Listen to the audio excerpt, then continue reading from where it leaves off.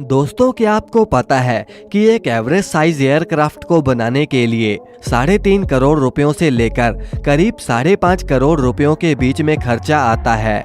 अब इतना पैसा सिर्फ उसे बनाने में नहीं, बल्कि जो उस पर कई तरह की टेस्टिंग करी जाती है उसका भी इंक्लूडेड होता है। अब एयरलाइंस वाले फ्लाइट की टेस्टिंग में करोड़ों रुपया इसलिए खर्च करते हैं कि अगर हवा में कोई प्रॉब्लम आई तो फिर उसका अंजाम हद से ज्यादा बुरा हो सकता है। आज की इस वीडियो में हम आपको उन सभी टेस्टिंग के बारे में बताएंगे जो कि एक प्लेन को पहली बार उड़ाने से पहले किया जाता है। आप बस वीडियो के लास्ट तक हमारे साथ बने रहिए। तो चलिए वीडियो को शुरू करते हैं।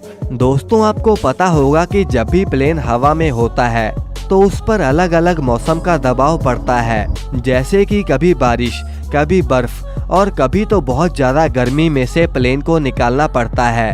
अब अगर प्लेन इसमें फेल हो जाता है तो आप समझ ही सकते हैं कि कितना बड़ा नुकसान हो जाएगा। हर इंजन की प्रोडक्शन शुरू करने से पहले हर एक इंजन पर वाटर टेस्टिंग जरूर करी जाती है। हमें पता है कि प्लेन के इंजन के अंदर काफी मात्रा में बहुत तेज गति से पानी जाता है और इसीलिए इसमें वाटर इंजेक्शन टेस्ट किया जाता है।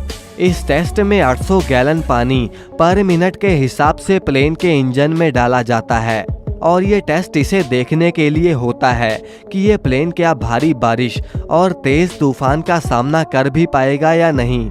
इसके बाद जब मौसम ठंडा होता है तो उस केस में हम इसके इंजन में अलग अलग तरह के बर्फ के टुकड़ों को प्लेन में फेंका जाता है और चेक किया जाता है कि प्लेन पर इसका कितना इफेक्ट पड़ेगा और वो फिर से अपनी नॉर्मल कंडीशन में कितने समय में वापस आएगा। अब दोस्तों, अगले नंबर पर एक ऐसी टेस्टिंग है जो आपको सुनने में भी बहुत अजीब लगेगी। दरअसल जब भी प्लेन हवा में होता है तो वहाँ से काफ़ी ज़्यादा चांसेस होते हैं कि जहाज के प्रोपेलर्स में कोई बर्ड वगैरह आ जाए। अब उतना सा इंसिडेंस भी कई बार काफ़ी ज़्यादा नुकसान कर देता है और कई बार तो प्लेन की इमरजेंसी लैंडिंग भी करनी पड़ जाती है।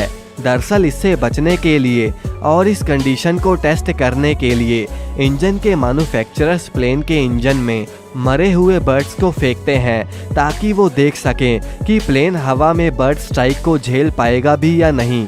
इसके अलावा वो विंड शील्ड पर भी बर्ड या चिकन को बहुत ही तेज गति से फेंक कर देखते हैं कि विंड शील्ड इतनी स्ट्रॉन्ग है भी या नहीं। अब बर्ड स्ट्राइकिंग की वजह से एक बार पहले भी हडसन नदी में प्लेन की इमरजेंसी लैंडिंग करवाई जा चुकी है। अब दोस्तों, तीसरी मेजर टेस्टिंग होती है इंजन के ब्लेड्स और उसके डिज़ाइन की।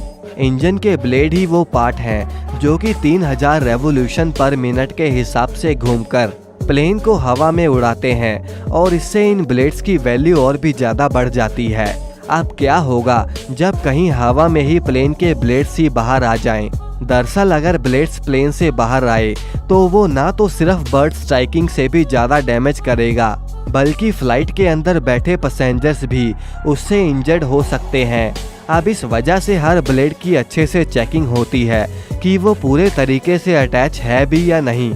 अब इस टेस्ट को करने के लिए इसके अंदर एक्सप्लोसिव वगैरह फोड़े जाते हैं और अगर इसमें मान लो कि प्लेन के ब्लेड्स बाहर आ जाएं, तो फिर उन ब्लेड्स को रिजेक्ट करके वापस रीडिज़ाइन के लिए भेजा जाता है और उसका पूरा डिज़ाइन चेंज करने के बाद फिर से उस इफेक्ट और उस दबाव को ब्लेड्स पर डाला जाता है। अब दोस्तों, अगले नंबर पर है लाइटनिंग टेस्ट। दोस्तों, प्लेन पर बिजली गिरने के चांसेस बहुत ज़्यादा होते हैं और अगर एक बार भी प्लेन पर बिजली गिरी तो वो पूरे के पूरे इंजन को हवा में ही बंद कर सकता है और ऐसा हर प्लेन के साथ साल में एक ना एक बार तो जरूर होता है।